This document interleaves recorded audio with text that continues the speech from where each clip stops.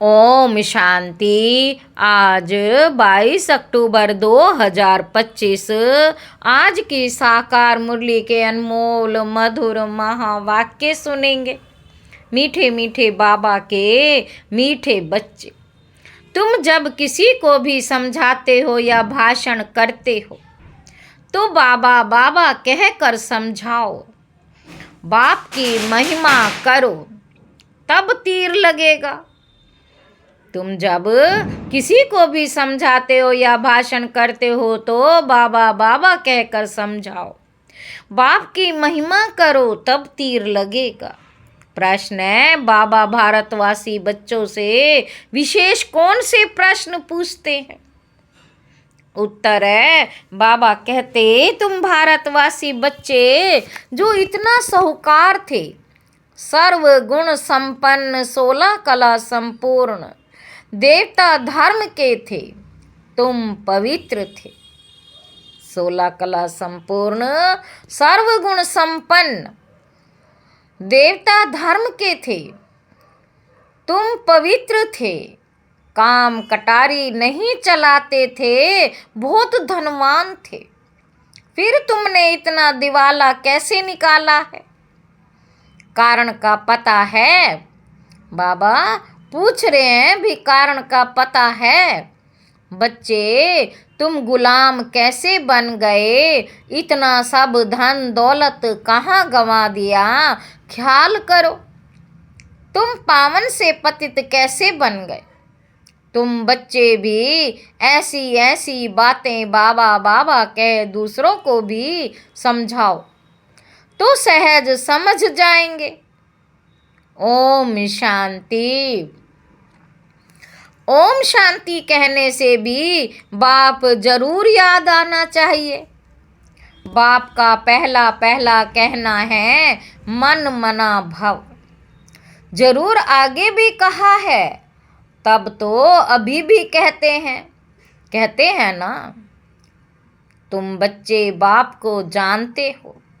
जब कहाँ सभा में भाषण करने जाते हो, वो लोग तो बाप को जानते नहीं, तो उनको भी ऐसा कहना चाहिए कि शिव बाबा कहते हैं वही पतित पावन है, जरूर पावन बनाने के लिए यहाँ आकर समझाते हैं। जैसे बाबा यहाँ तुमको कहते हैं, है बच्चों, तुमको स्वर्ग का मालिक बनाया था। तुम आदि सनातन देवी देवता धर्म वाले विश्व के मालिक थे। तुम देवी देवता धर्म वाले विश्व के मालिक थे। बाबा कहते, वैसे तुमको भी बोलना चाहिए कि बाबा ये कहते हैं। ऐसे कोई के भाषण का समाचार आया ही नहीं। शिव बाबा कहते हैं, मुझे ऊंच ते ऊंच मानते हो, पतित पावन भी मानते हो। मैं आता भी हूँ भारत में और राजयोग सिखलाने आता हूँ। कहता हूँ मामे कम याद करो, मुझ ऊंच बाप को याद करो, मुझ ऊंच बाप को याद करो, क्योंकि वह बाप देने वाला दाता है। बरोबर भारत में तुम विश्व के मालिक थे ना, दूसरा कोई धर्म नहीं था। बाप हम बच्चों को समझाते हैं, हम फिर आपको समझाते हैं। बाबा कहते हैं, तुम भारतवासी कितने साहूकार थे, सर्व गुण संपन्न, 16 कला संपूर्ण, देवता धर्म था, तुम पवित्र थे, काम कटारी नहीं चलाते थे, बहुत धनवान थे, फिर बाप कहते हैं तुमने इतना देवाला कैसे निकाला है? कारण का पता है? बाबा पूछ रहे हैं, तुमने इतना दिवाला कैसे निकाला है? कारण का पता है? तुम विश्व के मालिक थे, अभी तुम विश्व के गुलाम क्यों बने हो? सभी से कर्जा लेते रहते हो, इतने सब पैसे कहाँ गए? जैसे बाबा भाषण कर रहे हैं वैसे तुम भी भाषण करो तो बहुतों को आकर्षण हो। तुम लोग बाबा को याद नहीं करते हो तो किसको तीर लगता नहीं, वह ताकत नहीं मिलती। नहीं तो तुम्हारा एक ही भाषण ऐसा सुने तो कमाल हो जाए। शिव बाबा समझाते हैं, भगवान तो एक ही है जो दुख हरता सुख करता नई दुनिया स्थापन करने वाला है। इसी भारत पर स्वर्ग था, हीरे जवाहरातों के महल थे। इसी भारत पर स्वर्ग था, हीरे जवाहरातों के महल थे। एक ही राज्य था, सब खीर खंड थे। सब क्या थे? खीर खंड थे। जैसे बाप की महिमा अपरम अपार है, वैसे भारत की महिमा भी अपरम अपार है। भारत की महिमा सुनकर खुश होंगे। बाप बच्चों से पूछते हैं, इतना धन दौलत कहाँ गंवा दिया? भक्ति मार्ग में तुम कितना खर्चा करते आए हो, कितने मंदिर बनाते हो? बाबा कहते हैं, ख्याल करो तुम पावन से पतित कैसे बने हो। ख्याल करो, कहते भी हो ना, बाबा दुख में आपका सिमरण करते हैं, सुख में नहीं करते। परंतु दुखी तुमको बनाता कौन है? घड़ी घड़ी बाबा का नाम लेते रहो, घड़ी घड़ी बाबा का नाम लेते रहो। तुम बाबा का संदेश देते हो। बाबा कहते, हमने तो स्वर्ग शिवालय स्थापन किया। स्वर्ग में इन लक्ष्मी नारायण का राज्य था ना। तुम यह भी भूल गए हो, तुमको ये भी पता नहीं कि राधे कृष्ण ही स्वयंवर के बाद लक्ष्मी नारायण बनते हैं। श्री कृष्ण जो विश्व का मालिक था, उनको कलंक बैठ लगाते हो, मेरे को भी कलंक लगाते हो। बाबा कहते, श्री कृष्ण जो विश्व का मालिक था, उनको कलंक बैठ लगाते हो, मेरे को भी कलंक लगाते हो। मैं तुम्हारा सदगति दाता, तुम मुझे कुत्ते बिल्ली कण कण में कह देते हो। बाबा कहते, तुम कितने पतित बन गए हो। बाप कहते हैं, सर्व का सदगति दाता पतित पावन मैं हूँ। तुम फिर पतित पावनी गंगा कह देते हो। मेरे से योग ना लगाने से तुम और ही पतित बन पड़ते हो। मुझे याद करो तो तुम्हारे विकर्म विनाश होंगे। घड़ी घड़ी बाबा का नाम लेकर समझाओ तो शिव बाबा याद रहेगा। बोलो, हम बाप की महिमा करते हैं। बाप खुद कहते हैं, मैं कैसे साधारण पतित तन में बहुत जन्मों के अंत में आता हूँ। इनके ही बहुत जन्म हैं। यह अब मेरा बना है तो इस रथ द्वारा तुमको समझाता हूँ। ये अपने जन्मों को नहीं जानते हैं। भगीरथ यह है, इनके भी वानप्रस्थ अवस्था में मैं आता हूँ। शिव बाबा ऐसा समझाते हैं, ऐसा भाषण किसी का सुना नहीं। बाबा का तो नाम ही नहीं लेते। सारा दिन बाबा को तो बिल्कुल याद ही नहीं करते। झारमुई झागमुई में लगे रहते। झारमुई झागमुई में लगे रहते हैं और लिखते हैं कि हमने ऐसा भाषण किया, हमने ये समझाया। बाबा समझते हैं कि अभी तो तुम चींटियां हो, मकोड़े भी नहीं बने हो और अहंकार कितना रहता है। बताओ, बाबा कहते, समझाते भी हैं कि अभी तो तुम चींटियां हो, मकोड़े भी नहीं बने हो और अहंकार इतना करते हो। समझते नहीं कि शिव बाबा ब्रह्मा द्वारा कहते हैं, शिव बाबा को तुम भूल जाते हो, ब्रह्मा पर झट बिगड़ते हो। बाप कहते, तुम मुझे ही याद करो, तुम्हारा काम है मेरे से, मुझे याद करते हो ना। परंतु तुमको भी पता नहीं कि बाप क्या चीज़ है। तुमको भी पता नहीं है कि बाप क्या चीज़ है। कब आते हैं गुरु लोग, तुमको कहते कि कल्प लाखों वर्ष का है और बाप कहते कि कल्प है ही 5000 वर्ष का। पुरानी दुनिया सो फिर नहीं होगी, नई सो फिर पुरानी होती है। अब नई दिल्ली कहाँ? दिल्ली तो जब परिस्तान होगी तब नई दिल्ली कहेंगे। नई दुनिया में नई दिल्ली थी जमुना घाट पर।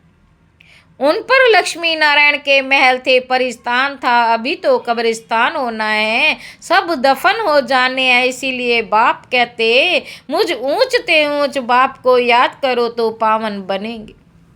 हमेशा ऐसे बाबा बाबा कहकर समझाओ। बाबा नाम नहीं लेते हो, इसलिए तुम्हारा कोई सुनता नहीं है। बाबा की याद ना होने से तुम्हारे में जोहर ही नहीं भरता। बाबा की याद ना होने से तुम्हारे में जोहर ही नहीं भरता। देह अभिमान में तुम आ जाते हो। बंधेलियां जो मार खाती हैं वे तुमसे जास्ती याद में रहती, कितना पुकारती हैं। बाप कहते हैं तुम सब द्रौपदियां हो ना, अब तुमको नग्न होने से बचाते हैं। माताएं भी ऐसी कोई होती हैं जिनको कल्प पहले भी पूतना नाम आदि दिए थे, तुम भूल गए हो। बाप कहते भारत जब शिवालय था तो उसे स्वर्ग कहा जाता था। यहाँ फिर जिनके पास मकान विमान आदि हैं वह समझते हैं हम स्वर्ग में हैं। कितने मूढ़मती हैं, हर बात में बोलो। बाबा कहते हैं ये हठ योगी तुमको मुक्ति थोड़े ही दे सकता है, जबकि सर्व का सदगति दाता एक ही है। फिर गुरु किसके करते हो? क्या तुमको सन्यासी बनना है या हठ योग सीख कर ब्रह्म में लीन होना है? बाबा कहते तुमको सन्यासी बनना है या हठ योग सीख कर ब्रह्म में लीन होना है। लीन तो कोई भी नहीं सकता, लीन तो कोई हो नहीं सकता। पाठ सबको बजाना है, सब एक्टर्स अविनाशी। ये अनादि अविनाशी ड्रामा मोक्ष किसी को मिल कैसे सकता है? बाप कहते मैं इन साधुओं का भी उद्धार करने आता हूँ। फिर पतित पावनी गंगा कैसे हो सकती है? पतित पावन तुम मुझे कहते हो ना, पतित पावन तुम मुझे कहते हो ना। तुम्हारा मेरे से योग टूटने से ये हाल हुआ है। अब फिर मेरे से योग लगाओ तो विकर्म विनाश होंगे, मुक्ति धाम में पवित्र आत्माएं रहती। अभी तो सारी दुनिया पतित है, पावन दुनिया को तुमको मालूम ही नहीं। तुम सब पुजारी हो, पूज्य एक भी नहीं। तुम बाबा का नाम लेकर सबको सुजाग कर सकते हो। बाप जो विश्व का मालिक बनाते, उनकी तुम गलानी बैठ करते हो। श्री कृष्ण छोटा बच्चा सर्वगुण संपन्न, वे ऐसा धंधा कैसे बैठ करेगा? श्री कृष्ण छोटा बच्चा सर्वगुण संपन्न, वे ऐसे धंधा कैसे बैठ करेगा? और श्री कृष्ण सबका फादर हो कैसे सकता है? भगवान तो एक है ना, भगवान तो एक होता है ना। जब तक मेरी श्रीमत पर नहीं चलेंगे तो कट कैसे उतरेगी? तुम सबकी पूजा करते रहते हो तो क्या हालत हो गई, इसलिए फिर मुझे आना पड़ता है। तुम कितने धर्म कर्म भ्रष्ट हो गए हो बताओ। हिंदू धर्म किसने कब स्थापन किया? ऐसे अच्छे ललकार से भाषण करो। तुमको घड़ी घड़ी बाप याद ही नहीं आता है। कभी कभी कोई लिखते हैं कि हमारे में तो जैसे बाबा ने आकर भाषण किया। कोई लिखते हैं कि हमारे में तो जैसे बाबा ने आकर भाषण किया। बाबा बहुत मदद करते रहते, तुम याद की यात्रा में नहीं रहते हो, इसीलिए चीटी मार के सर्विस करते हो। बाबा का नाम लेंगे तभी किसी को तीर लगेगा। बाबा समझाते हैं बच्चे तुमने ही ऑलराउंड 84 का चक्र लगाया है।